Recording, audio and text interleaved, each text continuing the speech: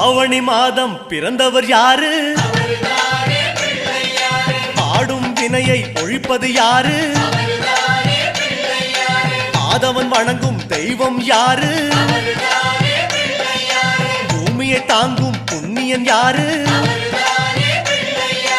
அனலாசுரனை தின்றது யாரு? ஆணவம் நீக்கும் நாயகன் யாரு? முப்புரி அணிந்த மூலவன் யாரு?